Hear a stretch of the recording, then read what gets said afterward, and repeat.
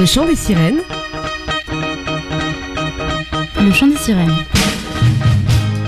Bonsoir chères auditrices et auditeurs de Westrack Radio, vous êtes dans votre émission féminine, féministe, humaniste, égalitaire et locale, le chant des sirènes. Eh bien voilà, c'est fini les vacances, on espère que vous avez tous fait une bonne rentrée des classes, que vous avez ressorti vos petits pulls et vos petites écharpes, parce que l'été est fini apparemment, nous sommes entrés en automne maintenant.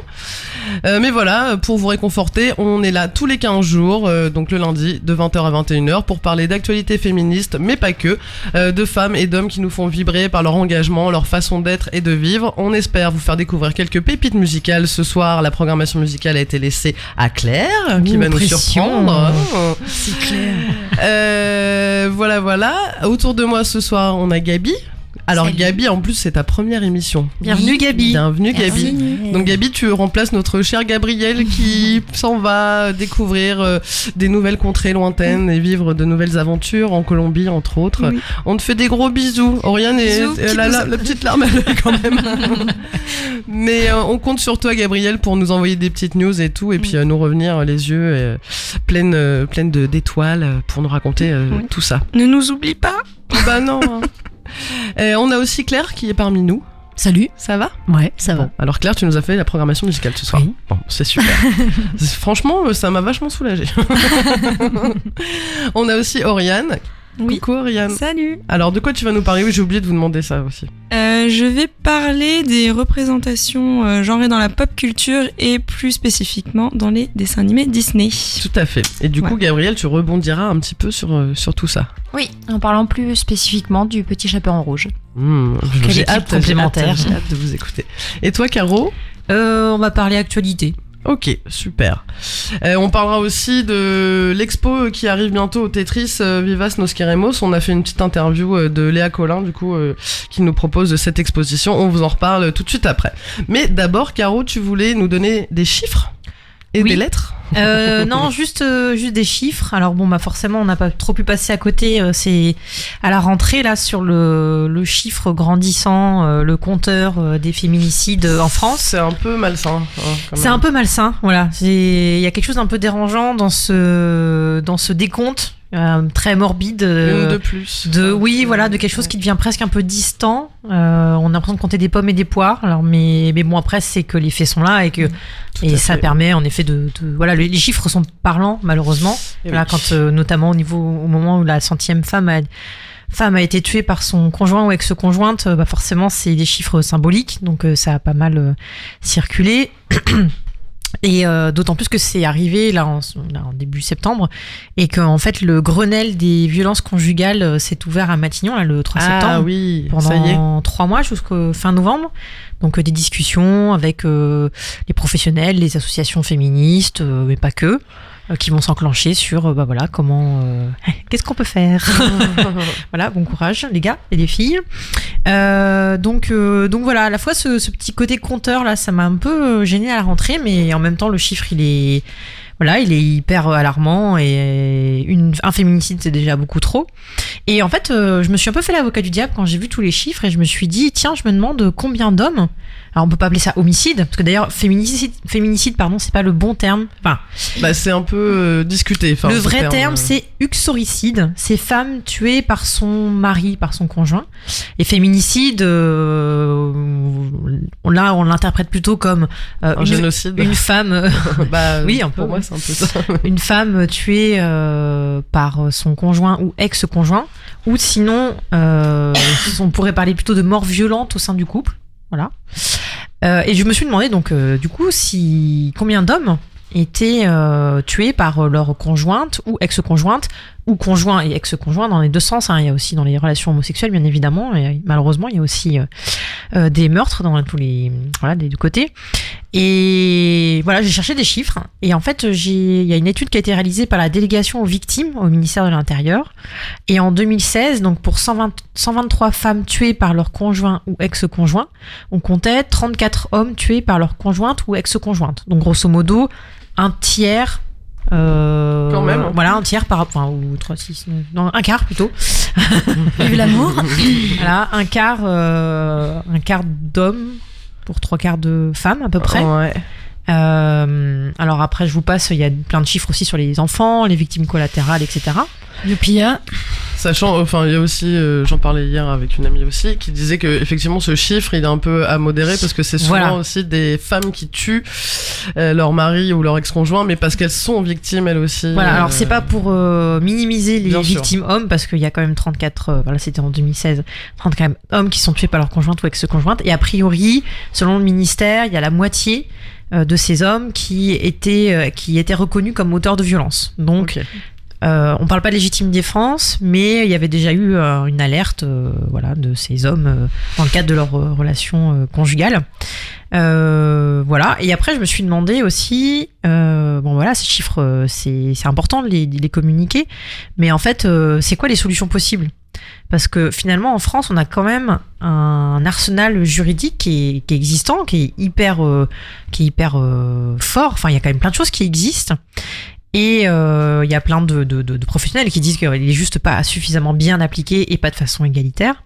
Mais il y a quand même des choses qui sont revendiquées par les associations, par les familles de victimes aussi. Donc j'en ai relevé quelques-unes et c'est vrai qu'en les lisant, je me suis dit bah oui, en effet, ça peut permettre ça plus ça de faire baisser ce chiffre. Chiffre qui a priori n'est pas forcément en constante évolution depuis ces 5-6 dernières années. Il y a des années très variables, hein, voilà, c'est difficile de savoir. Et donc dans les solutions possibles, dans les demandes qui sont faites en tout cas par les familles de victimes, il y a l'inscription du terme féminicide au code pénal, un module de formation bien plus poussé des gendarmes, policiers et personnel médical sur les violences conjugales, parce qu'il y a quand même beaucoup de meurtres qui pourraient être évités. Un port du bracelet électronique dès la première plainte déposée contre un conjoint violent. L'ouverture immédiate d'une procédure lorsqu'une femme vient témoigner qu'elle a subi des violences. Et la déchéance systématique de l'autorité parentale par les conjoints assassins. Voilà, plein de mesures qui sont demandées comme ça. Donc on va suivre un peu ce qui va se passer dans le Grenelle, sur le Grenelle des violences conjugales. Et puis on verra fin novembre, début décembre, on en reparlera un petit peu dans l'émission. Ben, avec plaisir. Voilà. Alors, Tiffaine, tu demandes la parole, je te l'accorde, mon petit. Juste pour ceux qui se poseraient des questions sur comment fonctionnerait le bracelet justement électronique, parce que le bracelet électronique, on peut se dire oui, enfin qu'est-ce que ça va changer.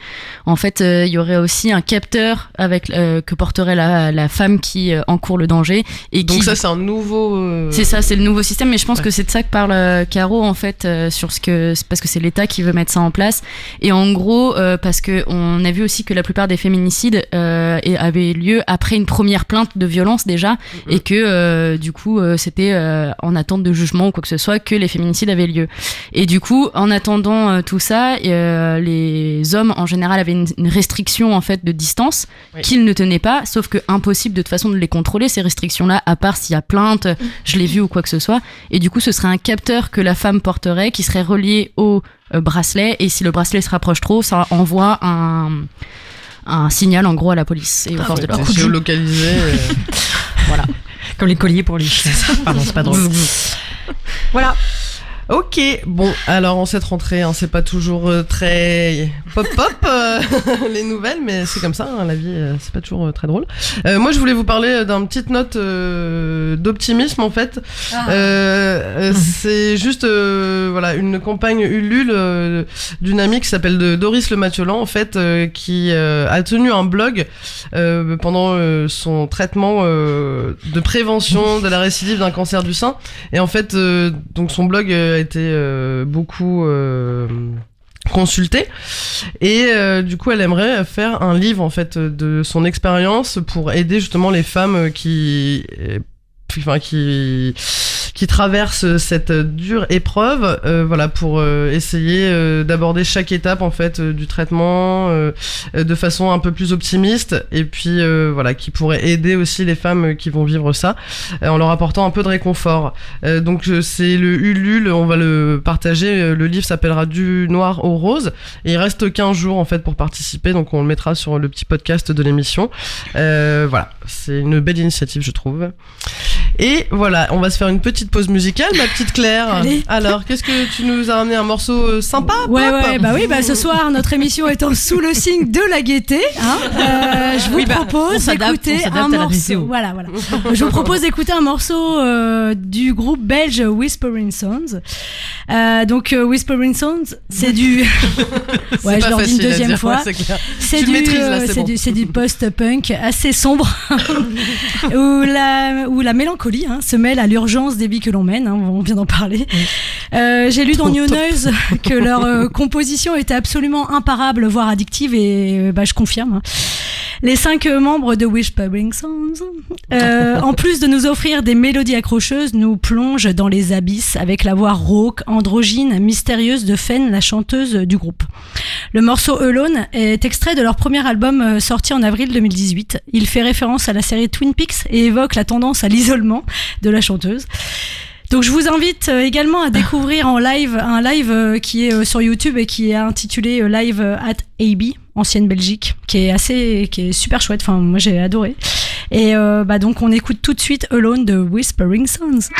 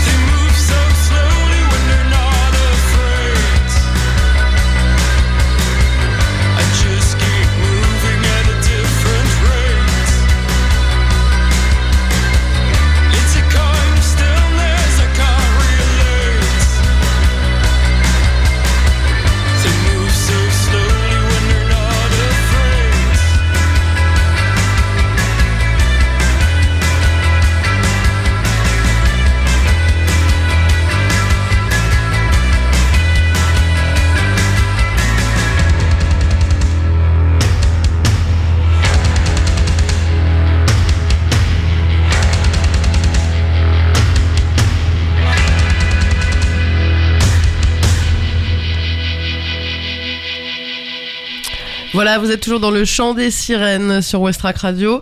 On continue notre émission un peu de rentrée, un peu morose.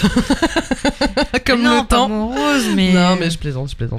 Parce qu'on est assez ému de tous les sujets qu'on aborde ce soir. Et on va continuer.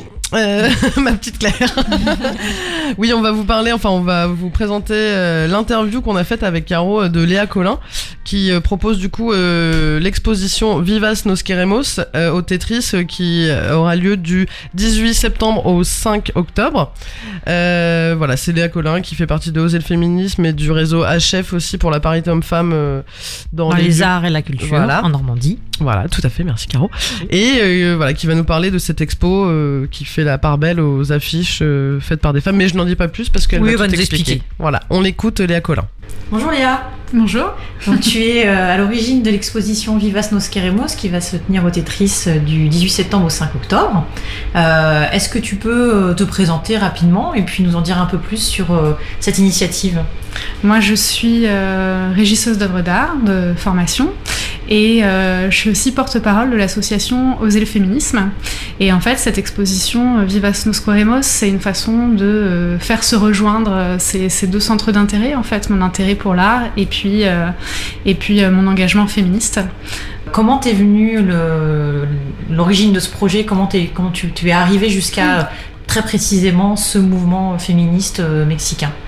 L'année dernière, je suis allée à une conférence organisée en Angleterre, à Manchester, qui s'appelle la conférence Filia. C'est une organisation britannique qui organise ça tous les ans.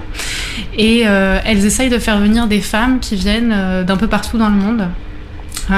Et c'est là-bas, en fait, que j'ai vu les affiches pour la première fois. Quand je suis arrivée le matin dans la salle principale, il y avait un stand avec des petites affiches 10 par 10 et en fait, elles m'ont tout de suite interpellée. Donc j'y suis allée, j'ai discuté avec des femmes qui venaient d'Argentine et l'idée à ce moment-là, tout de suite, a germé de faire une exposition parce que c'est ce que je fais habituellement dans mon travail. Mais ça en est resté là, en fait. Une fois que je suis rentrée chez moi, j'ai regardé un petit peu sur les réseaux sociaux, puisque Vivas nos Queremos, c'est aussi un hashtag, donc je les ai retrouvés assez facilement. J'ai découvert un petit peu plus la démarche derrière.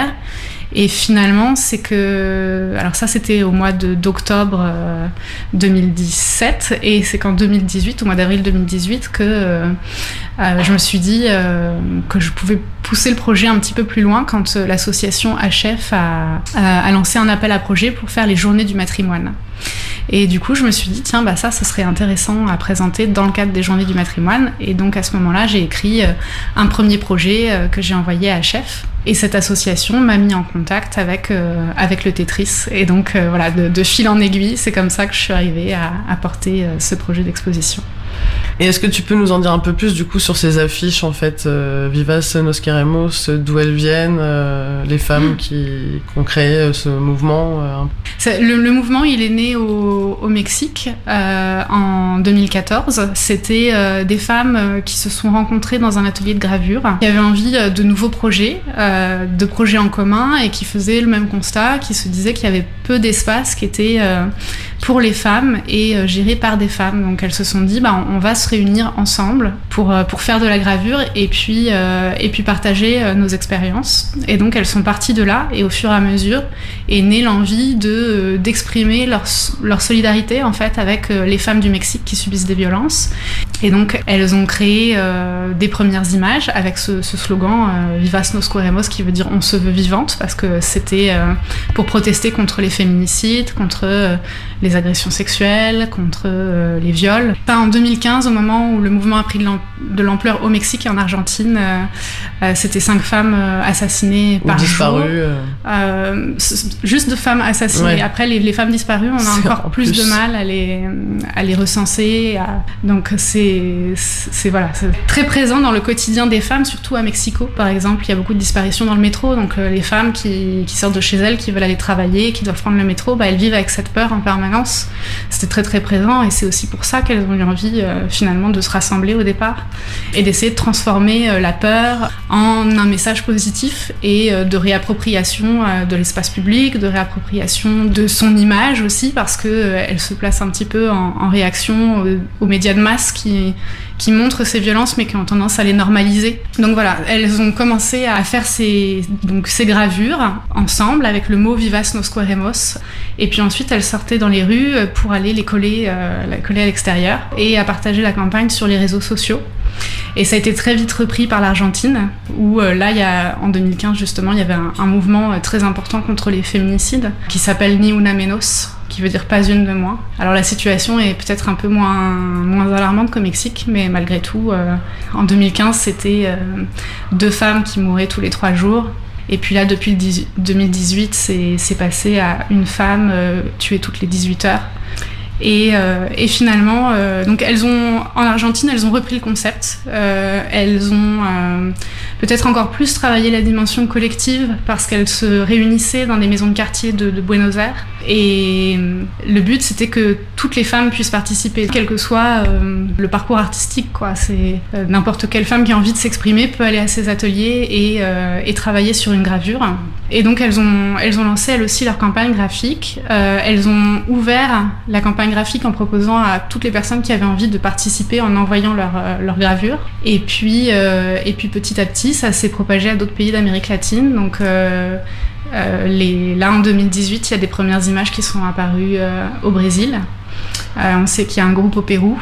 Il y en a probablement au Chili et en Uruguay. Donc c'est que des pays hispanophones. C'est la langue aussi qui permet de diffuser ces idées, les réseaux sociaux. J'ai pas réussi à nouer de contact avec ces groupes, mais là l'exposition montre des gravures qui ont été faites au Mexique et en Argentine, qui sont les 2 pays finalement où le mouvement Vivas nos queremos a pris le plus d'ampleur. Et donc là en fait tu es en train de constituer une espèce de mémoire autour de ce qui s'est passé en Amérique latine, en tout cas sur ce mouvement-là. Et est-ce que c'est en ça qu'on peut le relier à la journée du matrimoine ? Oui. Et puis je pense que c'est aussi peut-être ma formation d'historienne qui fait que j'ai tendance, dès que je me saisis d'un sujet, à essayer de retrouver un petit peu l'histoire, comment les liens se sont faits, comment les gravures se sont diffusées. Mais j'ai proposé cette exposition-là dans le cadre des Journées du Matrimoine parce que je trouvais que souvent on regarde ce mouvement Vivas nos queremos que à travers le prisme militant féministe, mais je trouvais leur gravure magnifique. Et j'avais envie qu'on les regarde aussi d'un point de vue esthétique. C'est vraiment ce qui m'a frappée quand je les ai vues à Manchester. Je les ai trouvées très expressives. En fait, elles m'ont touchée tout de suite. Et donc j'avais envie que ça se soit mis en avant. Et je trouvais que les Journées du Matrimoine, où on parle on s'intéresse notre matrimoine culturel, c'était l'occasion de les regarder de cette façon-là aussi. Et puis, je trouvais que c'était intéressant aussi de mettre en avant un matrimoine qui n'est pas français, qui n'est pas européen, qui n'est pas occidental. C'est des femmes de couleur qui font ces affiches et qui ont une approche vraiment intersectionnelle de leur lutte. En fait, elles combattent à la fois le sexisme, mais aussi le racisme et l'impérialisme qui font qu'elles sont finalement les plus touchées par des violences très graves. Par exemple, je parlais des disparitions tout à l'heure. Il y a peu d'enquêtes de police qui sont faites sur place, mais on sait que les femmes qui sont enlevées pour être mises dans des réseaux de prostitution et de pornographie qui sont destinés aux États-Unis et au Canada. Donc du coup, elles sont obligées finalement de se positionner comme ça à l'intersection de diverses oppressions parce que c'est la raison précise pour laquelle elles subissent des violences aussi graves en fait.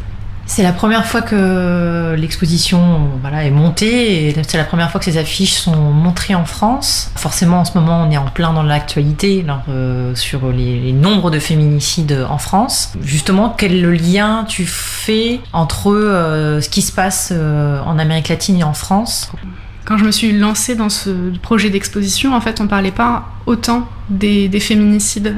Et finalement, c'est devenu une question médiatique. Au début de l'été, quand Libé a fait sa une, puis pendant l'été, le nombre de féminicides a continué à augmenter très très rapidement. Il y a 27 femmes qui ont été tuées pendant l'été. Donc du coup, là, on arrive à la rentrée avec cette exposition sur les féminicides et une actualité un peu brûlante sur la question, C'était pas conçu comme ça au départ, mais je trouve que c'est l'occasion d'en parler et je pense de s'inspirer de ce qui se passe en Amérique latine parce que elles ont un mouvement féministe beaucoup plus organisé, plus massif, aussi grâce à la lutte par exemple en Argentine pour l'avortement, qui fait que le discours politique est lié et mélangé avec l'art, avec la musique, avec le théâtre, avec le sport et du coup elles se battent avec les moyens qu'elles ont de toutes les manières possibles pour défendre leurs droits. C'est ça. Et ça, je trouve ça hyper intéressant. J'ai envie de m'inspirer de ces méthodes et d'aller vers des moyens d'expression créatifs plutôt que d'être toujours dans un discours contre et d'avoir ce débat uniquement entre personnes intéressées dans un espace médiatique qui fait un peu chambre de résonance. Ce que je trouve intéressant de la démarche de ces femmes, c'est que c'est un mouvement très populaire en fait. C'est organisé dans les maisons de quartier, ces ateliers de gravure. Et puis on est très centré sur nous-mêmes en général, en Europe, en Occident. Et du coup, c'est intéressant de déplacer le regard et de se dire tiens, mais il se passe quelque chose d'hyper intéressant en Amérique latine. Et c'est ça qu'on devrait mettre en avant. Et c'est elle qu'il faut suivre en fait.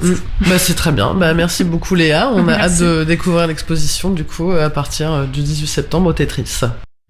Oui, voilà, donc c'était comme vous avez pu entendre l'interview de Léa Collin. On vous invite évidemment à venir au vernissage de l'expo, donc à 18h30 le mercredi 18 septembre. Il y a des trucs à boire ou quoi? Bah, bien sûr. Toujours. En plus, c'est la soirée aussi Bienvenue les vieilles charrues au Tetris le même soir, où il y aura à partir de 19h un autre apéro. Donc c'est un peu the place to be. Voilà, un petit peu de joie dans un ce petit monde peu de joie. De brut. Et du coup aussi, on souligne que dans le cadre de cette expo, Vivas nos queremos. Moi, tu le dis comme tu veux. Il y aura aussi des ateliers. Oui, en fait, ce qui est important dans l'exposition, c'est que bien évidemment, le sujet est militant, le sujet porte sur le thème des violences masculines, des violences faites aux femmes, mais c'est une exposition et c'est un mouvement qui prône aussi l'expression artistique et la rencontre entre les femmes. Donc c'est quelque chose d'assez positif, justement, au contraire, c'est voilà, pas se renfermer entre victimes et surtout de s'exprimer à travers l'art. Et dans le cadre de ces campagnes graphiques qu'organisent les femmes au Mexique et en Argentine, elles créent des affiches tout ensemble, elles gravent tout ensemble des affiches. Et donc on propose la même chose au Havre dans le cadre de cette exposition. Donc les samedis 21 et dimanche 22, on propose 2 ateliers de gravure, de linogravure. Donc à la fois c'est un atelier à travers lequel les femmes, c'est réservé aux femmes, pourront découvrir la linogravure, donc la gravure sur lino. Et en même temps, c'est aussi un atelier d'expression féministe. Il y a tout un descriptif qu'on a mis sur le site internet du Tetris et dans le programme aussi. Et l'idée, c'est que chacune puisse exprimer soit sa vision de la femme, soit sa vision des violences, soit sa vision de la sororité. Enfin, voilà, qu'elle puisse exprimer quelque chose autour du féminin à travers une affiche et qu'elle découvre en plus la gravure. Donc, ce sera mené par Alexandra Lafitte-Caval, qui fait partie de Studio Courte Échelle, donc un studio du Havre. Et c'est un programme assez complet, c'est-à-dire qu'on propose à partir de midi une visite de l'exposition avec Léa Collin qu'on vient d'entendre pour expliquer justement qu'est-ce que c'est que ce mouvement, un pique-nique avec toutes les participantes et Léa Collin pour continuer la discussion, créer un moment un peu sympathique, et de 14h à 18h l'atelier de gravure. Donc là vraiment on grave, on presse, on imprime, on discute, voilà. Et c'est 10 € la participation à cet atelier, cette journée. Et voilà, les inscriptions, c'est au Tetris. Voilà, et ben moi je vais essayer de m'inscrire rapidement. Oui. Claire, du coup, on se refait une petite pause musicale. Allez, qu'est-ce que tu nous as sorti de derrière les fagots? Alors, un petit peu d'amour. Ah oui. Parmi ces sombres constats. Oh, The Lovely Eggs. C'est du punk rock anglais issu du mariage civil et musical de ses 2 membres. J'espère qu'ils se tapent pas dessus. En tout cas, je crois que le batteur tape plutôt sur sa batterie. Ils sont de Lancaster, une ville riche en histoire de sorcellerie selon Holly, la chanteuse et guitariste du duo. Et Satan sait qu'ici, au chant des sirènes, nous aimons les sorcières. I'm a Journalist est issu de leur album Cobb Dominos, sorti en 2011. Alors j'ai choisi ce morceau parce qu'il reflète bien l'énergie impulsive et communicative du groupe, et en plus il a la particularité de ne durer que 21 secondes. Alors profitez-en, comme de la vie. 3, 2, 1, c'est parti. I'm a journalist at the Observer. I'm a journalist at the Guardian. I'm a journalist at the Times. I'm a journalist up your ass. I'm a journalist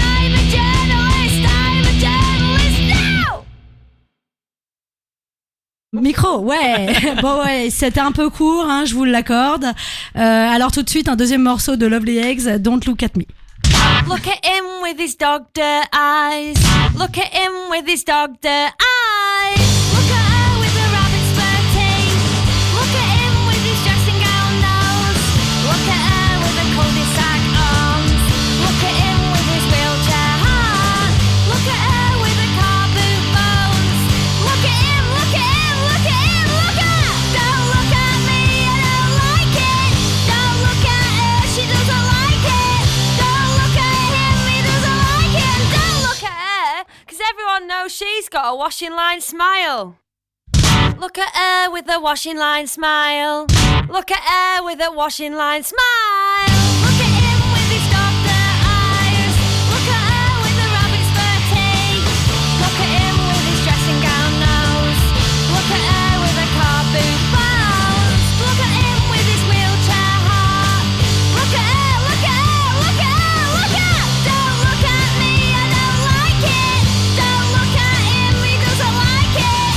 Don't look at her, she doesn't like it. Don't look at him, cause everyone knows that he's got a sausage roll thumb. Look at him with his sausage roll thumb. Look at him with his sausage roll thumb. Look at her with a washing line smile. Look at him with his dog dirt eyes. Look at her with a dressing gown nose. Look at him with his polythene bones. Look at her with a hairdryer heart. Look at him, look at him, look at him, look at her. Don't look at me, I don't like it. Don't look at him, he doesn't like it. Don't look at her, she doesn't like it. So don't look at him and don't look at me. We know you're spiders, there's nothing to see. We're lying on the grass, just hanging around. But we need some wine, so lend us a pound. Look at us with the red wine smiles. Look at us with a red wine smile. Look at him with his sausage roll thumb. Look at her with a washing line teeth. Look at him with his dog dirt eyes. Look at her with a wheelchair heart. Look at him with his dressing gown nose. Look at him, look at him, look at him, look at her. Don't look at me, I don't like it. Don't look at him, he doesn't like it. Don't look at her, she doesn't like it. So don't look at him and don't look at me. We're out on a boat that is far out to sea. We clearly need help, so throw us a bone and turn the shit round, cause we wanna go home.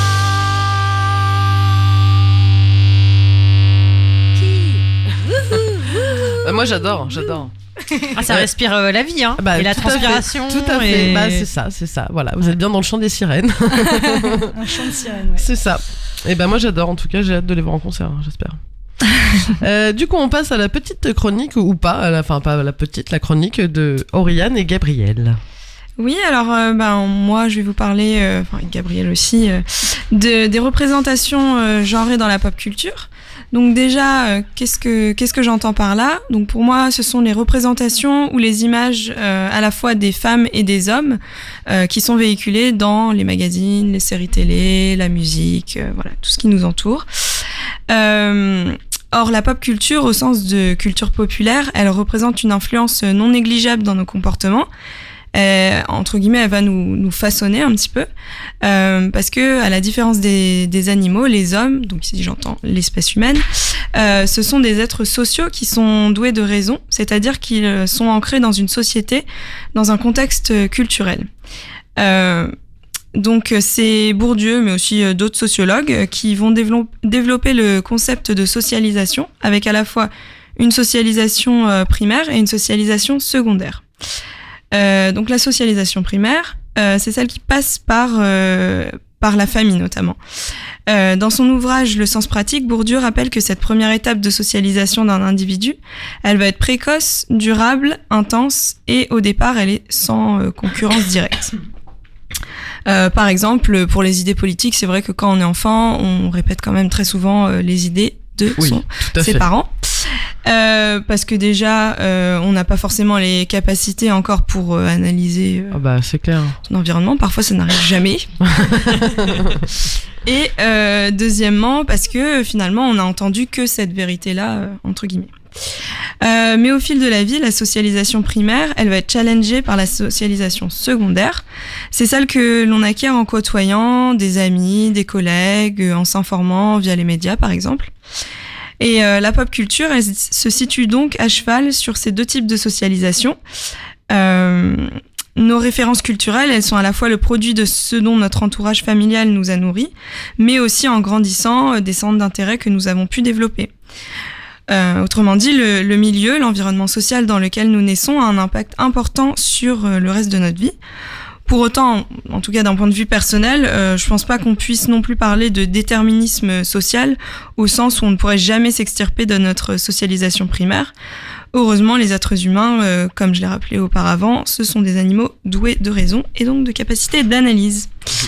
Ah oui. Pardon. Pas tout le monde. Donc, pour quand même revenir au sujet de ma chronique, j'ai eu envie de m'intéresser aux représentations genrées dans la pop culture, puisque donc la culture populaire par définition, c'est celle en fait qui va forger les masses. Ici, quand je parle de pop culture, je m'attarde plus spécifiquement sur nos sociétés occidentales, parce qu'en effet, comme le définit le Larousse, c'est le petit point question pour un champion, la culture, c'est l'ensemble des phénomènes matériels et idéologiques qui caractérisent un groupe ethnique ou une nation, une civilisation, par opposition à un autre groupe ou à une autre nation. Donc, autrement dit, la culture, et plus spécifiquement la pop culture, c'est celle qui participe à la cohésion de groupe. Et on peut du coup se demander quel impact vont avoir les images que cette pop culture véhicule, notamment sur les représentations de genre, des genres féminins et masculins. Voilà, bon, ça c'était pour moi ce qui m'intéressait, ce dont je voulais parler aujourd'hui. En effet, la pop culture, c'est censé être le reflet de notre société. Pourtant, elle est souvent déformée, en témoignent toutes les stars, par exemple, qui font la couverture des magazines et qui, je pense, sont loin de refléter la réalité et les individus lambda.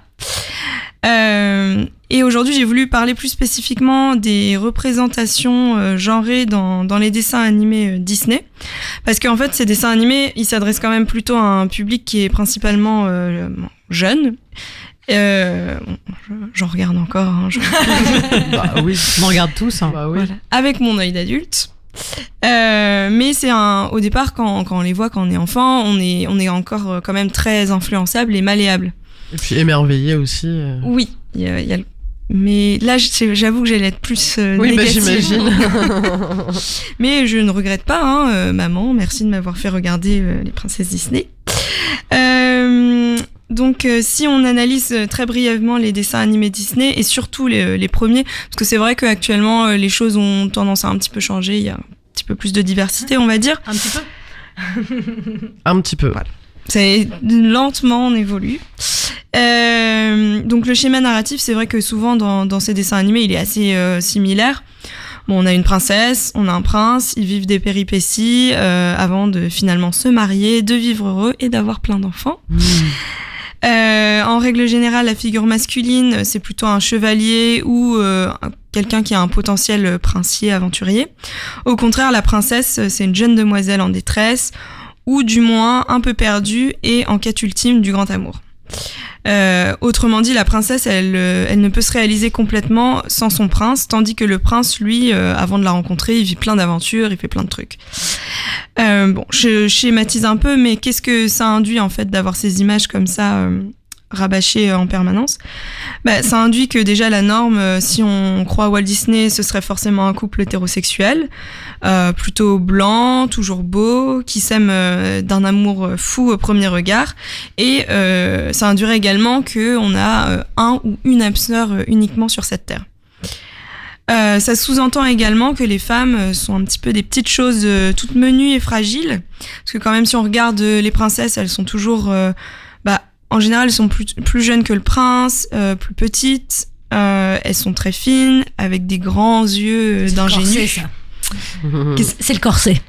Oui, en effet. Maintenant, c'est plus ça. Et puis, comme je disais, leur but ultime, c'est quand même de se marier. Voilà, ça fait pas beaucoup d'objectifs dans la vie. Les possibilités sont réduites. Autant dire que les petites filles et les petits garçons qui vont être baignés par ces dessins animés, malgré eux, ils vont quand même avoir tendance à se projeter dans ces personnages et donc de penser que la vie, ça pourrait un petit peu être similaire à un dessin animé. Et même si les parents mettent en garde en disant que c'est pas la réalité, les schémas qui vont être véhiculés vont avoir tendance à peut-être un peu nous enfermer quand même dans des carcans. Ici, ce qu'on pourrait nommer la performance de genre ou encore le fait de participer à des espèces de rites qui nous confirment dans notre genre masculin ou féminin, elle est assez vicieuse en fait. Ces modèles féminins et masculins nous font croire qu'il n'y a qu'une seule façon d'être femme et qu'une seule façon d'être homme. Donc ça va forcément créer des frustrations, parce que déjà on sera jamais des personnages Disney. Quoi, je serai jamais une princesse? Eh bien non, je suis désolée. Je sais qu'on avait mes rêves. Bah, oui. En même temps, quand on vit avec le chevalier, a priori, il y a moyen d'être princesse. Mon prince charmant, tout à fait.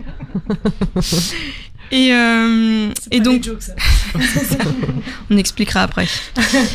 Et donc, une telle vision de l'humanité, elle est contraignante pour la femme qui se voit souvent chosifiée et si on peut dire aussi pour l'homme finalement qui à l'inverse ne doit pas être sensible, il peut jamais montrer ses faiblesses. Or, ce serait vraiment réducteur que de dire que pour être un homme, il faut forcément être violent. Voilà, c'est ce qu'on appelle la masculinité toxique. Donc, à mon avis, il est très intéressant aujourd'hui de voir et de mettre en avant des personnes, alors que ce soit dans les dessins animés ou ailleurs, trans ou queer par exemple, car même si on peut estimer être totalement cisgenre, donc cisgenre c'est être en accord avec le genre qui nous a été assigné à la naissance, on peut aussi vouloir exprimer son genre de façon différente de la norme. Par exemple, je suis une femme cisgenre, on m'a assigné le genre de femme et mon sexe biologique est féminin, et je me sens moi-même femme. Pourtant, si j'ai envie de, je sais pas, me raser la tête, mettre des pantalons, avoir des tatouages et boire des bières, je schématise...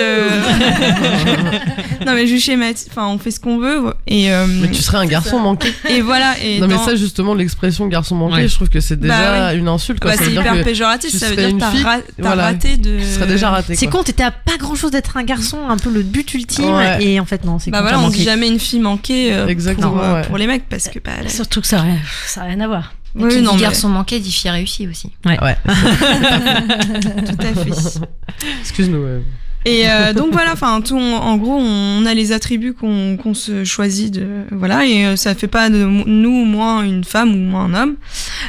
Et ce qui est intéressant avec les personnes, c'est bon, je vais valider. Là, j'allais mal au début de l'émission, là ça va beaucoup mieux déjà. Merci beaucoup, Ariane.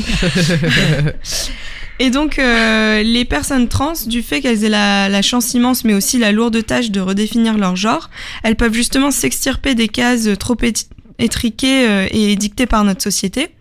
Et c'est par leur refus de la norme qu'elles nous ouvrent à tous la possibilité d'exprimer notre genre comme nous l'entendons.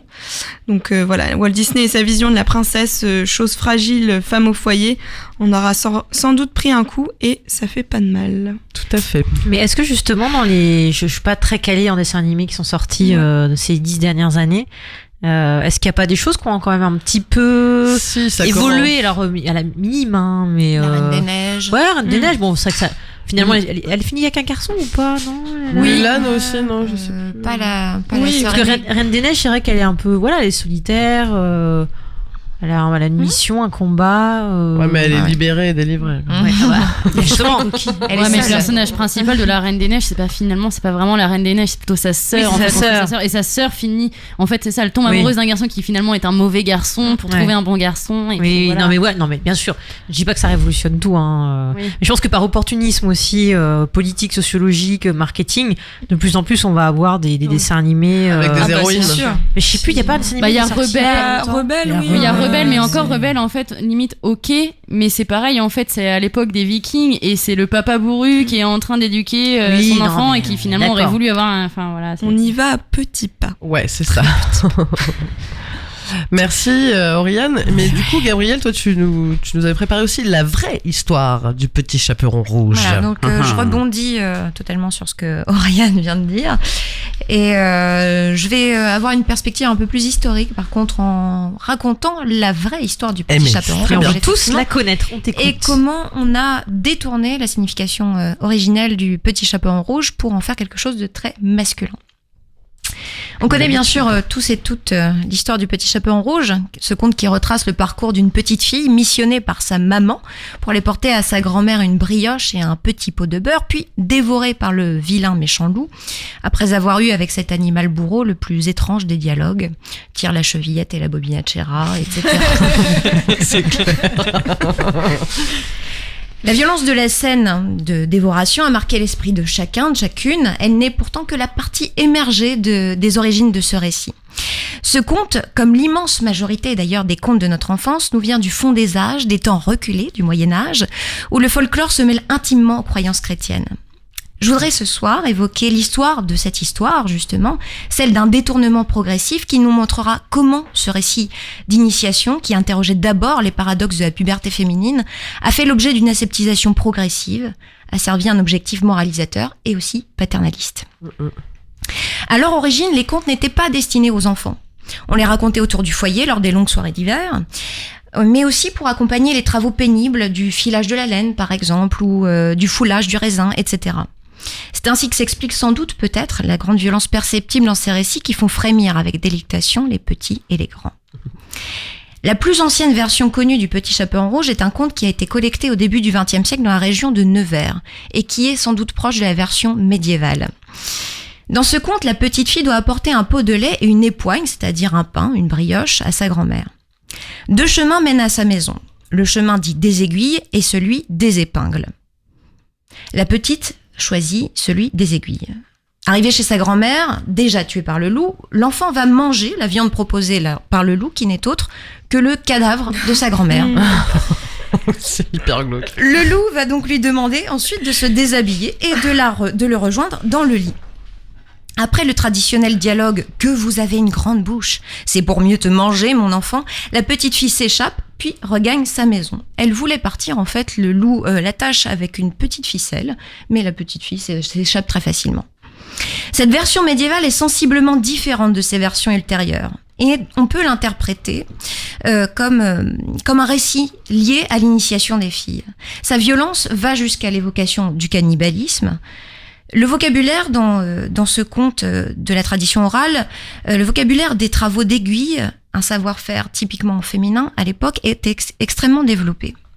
Le loup, dans ce conte oral, est une figure ambivalente qui peut représenter aussi bien la violence masculine que le rapport trouble au désir charnel qui s'empare d'une jeune fille pubère. Le macabre festin, ensuite, que la jeune fille fait de sa grand-mère, fait acquérir à la petite fille, le petit chaperon, le pouvoir de procréer en mangeant les mamelles et en buvant le sang de son aïeul. Bon appétit. Elle sera enfin initiée sexuellement lorsqu'elle verra le loup dans son déshabillé. Sous le voile de la fiction, le conte populaire retraçait en fait une aventure où se lisait le destin des femmes. Après avoir longuement circulé de manière orale, les contes ont ensuite été patiemment collectés à partir du XVIIe siècle en France pour être mis par écrit. C'est ainsi que Charles Perrault adapta l'histoire du Petit Chaperon Rouge. Charles Perrault va lisser l'histoire. Nulle mention de cannibalisme ici, mais il va instaurer une fin malheureuse, emblématique d'une pédagogie de la peur, très en vogue au XVIIe siècle. La petite fille va mourir dévorée. Et surtout, Charles Perrault nous avertit, dans la morale qu'il ajoute au conte, que le récit est destiné à prévenir les jeunes filles des dangers de ces grands méchants loups qui peuvent leur adresser des discours mielleux, doucereux. Voici un petit extrait de la morale de Charles Perrault. On voit ici que de jeunes enfants, surtout des jeunes filles, belles, bien faites et gentilles, font très mal d'écouter toutes sortes de gens, et que ce n'est pas chose étrange s'il en est temps que le loup mange. À mesure que se développe la littérature d'enfance par la suite, la morale va faire de plus en plus main basse sur la littérature. Et au XIXe siècle, l'accès à l'éducation des plus jeunes va devenir un enjeu social absolument essentiel. La rugosité violente des contes est aplanie et cette aseptisation va toujours de pair avec une moralisation de plus en plus prégnante. Les frères Grimm, deux frères allemands qui continuèrent le travail de Perrault, vont se saisir de l'histoire de notre Petit Chaperon et vont en modifier la fin. Ils adoucissent l'issue de l'histoire, le Petit Chaperon Rouge se fait dévorer mais est sauvé, c'est le côté aseptisation du conte. Et les frères Grimm vont ensuite réintroduire une figure masculine positive, qui depuis l'origine faisait défaut. La petite fille va être sauvée par un gentil chasseur qui passait par là. Cette figure paternelle va contribuer à faire coïncider le conte aux exigences morales puritaines de la société protestante allemande. En gagnant une figure masculine, le conte va perdre sa dimension féministe, terme sans doute anachronique mais nécessaire ici à ma démonstration. La lutte qui va se jouer dans la psyché de l'enfant, dans le conte médiéval, cette lutte qui s'éveille, dans la psyché de cet enfant qui s'éveille au désir, va disparaître totalement au profit de la valorisation de ce chasseur, image paternelle qui va sauver in extremis, l'enfant décrive du mal absolu, un mal ou un mal, qui va dévorer le corps pur de l'enfant. La liberté de ton des contes anciens, l'ambiguïté de leur signification, leur ouverture symbolique vont donc disparaître dès l'instant où ils vont être mis par écrit. Dans Le Petit Chaperon Rouge, cette moralisation aboutit à l'occultation des figures féminines et du questionnement dont elles faisaient l'objet. Au XXe siècle, les contes de Walt Disney ne font d'abord que poursuivre cette logique de moralisation. Mais d'autres auteurs, bien conscients de la raideur morale de ces histoires populaires, vont décider de détourner le conte du Petit Chaperon Rouge et vont revenir, d'une manière inattendue, à doter à nouveau le Petit Chaperon Rouge d'une véritable force. C'est ainsi que Roald Dahl, l'auteur de Charlie et la chocolaterie, va faire du Petit Chaperon Rouge la maîtresse, enfin, de son destin. Elle va tuer le loup avec un revolver. Voici les derniers mots du conte de Roald Dahl. La petite fille sourit, puis battant des paupières, de son pantalon sortit un revolver. C'est à la tête qu'elle visa le loup. Et bang, l'étendit raide, mort d'un coup. Par une curieuse boucle, ce conte restaure la liberté originelle, médiévale, du Petit Chaperon Rouge. Souhaitons donc aux scénaristes de Disney de suivre le même chemin pour leurs adaptations futures. Waouh, bravo Gabi Bellemare. Ouais. J'ai l'impression que la boucle est bouclée avec l'exposition qu'il y aura au Tetris, qui propose quelque chose un peu moins violent que le revolver, mais tout aussi symbolique. Waouh. C'est clair. Mais il faut que tu nous fasses l'historique de tous les dessins animés, de tous les contes de toute façon, plaisir. parce que c'est pour notre hiver au coin du feu. Est-ce que tu sais s'il y a une symbolique de la couleur rouge, j'imagine aussi Alors la couleur rouge, elle a été initiée, si je me trompe pas, par Perrault. Ah bah, il a fait pas mal de mal lui quand même. Oui, en fait, C'est il clair. moralise fortement, mais cette couleur rouge, elle est associée surtout en fait à la violence, pas forcément à la féminité, mais surtout à la violence du loup en fait. Faudrait que je me renseigne plus précisément, mais pour moi je me c'est ça. disais peut-être aussi, enfin le sang aussi, et est-ce que ça peut être lié, je vais peut-être très loin, mais la perte de virginité, tu vois. Oui, sans doute. Oui, sans doute. Ouais, je pense que c'est pas aller trop loin. Je crois que Gabi nous prépare d'autres chroniques justement sur les couleurs, parce que le bleu à la base était une couleur féminine, etc. Et l'inversion effectivement de la symbolique des couleurs. Ouais. J'ai hâte. Super. Bon bah on est content. On revient. Que dire de plus les filles, est-ce que je vous fais ma petite j'ai peur que ce soit un peu triste, mais attends, j'ai envie de dire, on parlait du rouge, j'ai l'impression qu'on a réussi à suivre un vrai fil rouge pendant toute l'émission, pas des plus gays, mais allez, allons-y. Non, mais c'était justement sur le coup de la masculinité toxique en fait. Toujours les chiffres. Toujours issu de mon petit bouquin là de chevet, tu seras un homme féministe mon fils, parce que je pense que pour changer les mœurs, il faut aussi penser à l'éducation de nos garçons. Et du coup, dans ce livre, Aurélia Blanc en fait, qui est aussi journaliste chez Cosette, nous parle de Sylvie Héral en fait, qui est un professeur agrégé et docteur en sciences de l'éducation, qui est ancienne institutrice et qui enseigne aujourd'hui dans un lycée de Gironde, et elle s'est particulièrement intéressée à la question des sanctions scolaires. Donc son travail aussi minutieux qu'inédit a donné naissance à 2 ouvrages passionnants qu'on mettra sur le podcast de l'émission. Et en fait, l'éducation virile en fait des petits mâles, et qui est encouragée par la société et qui fait des ravages, elle est d'abord mise en valeur entre guillemets à l'école en fait, parce que dans ses recherches en fait, Sylvie Héral, elle a épluché les registres des sanctions par exemple de 5 collèges de sa région aux caractéristiques socioculturelles différentes. Elle a découvert en fait que 80% des élèves sanctionnés en moyenne et 91% de ceux qui sont punis pour des violences sur autrui sont des garçons. Donc ça pose ce sont eux qui posent des soucis de discipline, qui sont aussi massivement en décrochage scolaire. Et là encore, cette situation n'est pas due au hasard ni à la nature supposée des garçons, elle est directement liée à la construction de la masculinité. Sommés de se montrer durs, compétitifs et dominants, les garçons subissent deux injonctions contradictoires. D'un côté, on leur demande d'être sages, calmes et appliqués, mais de l'autre, s'ils apparaissent comme de gentils élèves, ils seront mis à l'index de leur père. Quand on est un garçon, on se doit de ne pas se soumettre, d'être fort, de tenir tête, etc. Sinon, on risque d'être déclassé, invalidé dans sa masculinité et être renvoyé au rang des filles, des intellos, des soumis, ce qui est vraiment une insulte. De peur d'être moqués, voire harcelés, les élèves masculins développent donc différentes stratégies. Certains, bien sûr, n'auront aucun mal à se fondre dans ce moule viril et à jouer les petits coqs. D'autres, en revanche, vont tenter de se lier à d'autres garçons, un peu comme eux, qui n'entrent pas dans les cases de la masculinité traditionnelle, comme les geeks par exemple, mais beaucoup vont s'appliquer à donner le change, donc en se construisant un faux moi un peu bravache, voire carrément tête brûlée.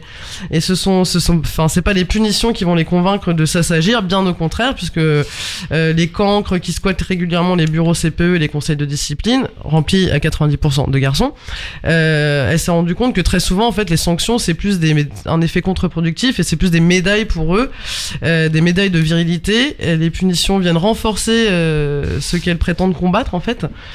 Donc très clairement, les élèves punis instrumentalisent l'appareil punitif. Dans la grande majorité des cas, ils savent parfaitement ce qu'ils font.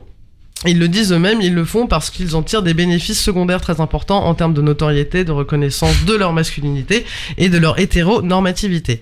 Donc pour prouver qu'on n'est pas une meuf ou encore moins un PD, on va défier les profs, mettre le bazar, se battre au moindre regard de travers, humilier les filles, insulter les gays. Bref, à la sortie du collège, on va rouler sans casque, redoubler de vitesse, descendre des litres d'alcool, fumer des joints, grapper aux immeubles à main nue.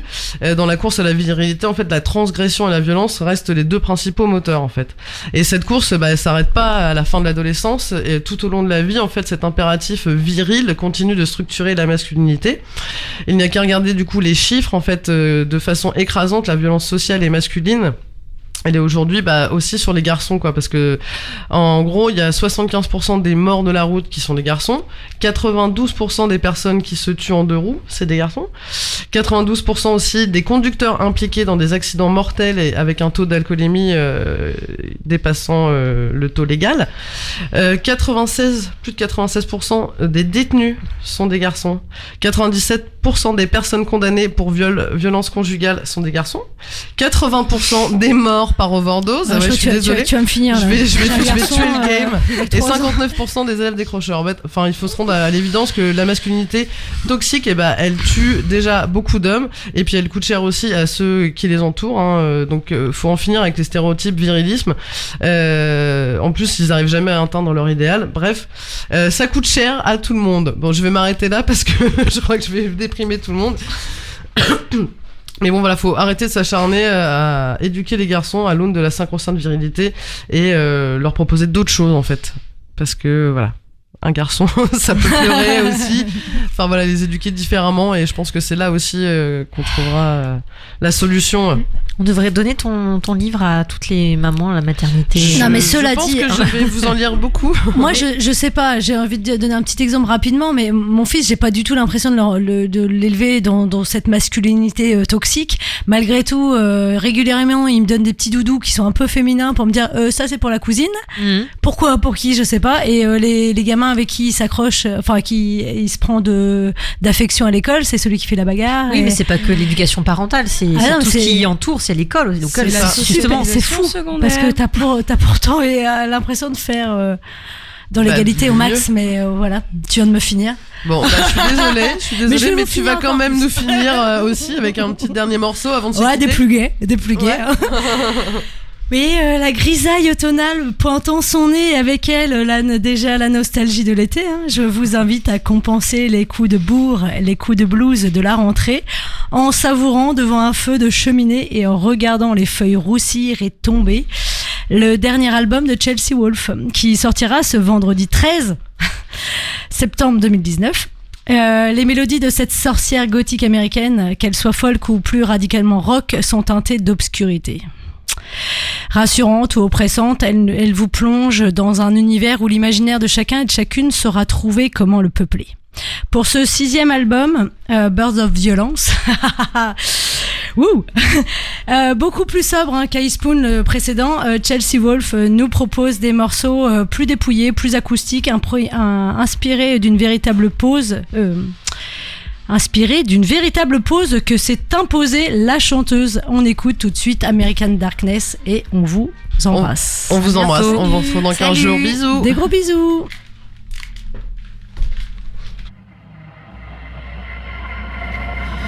When we could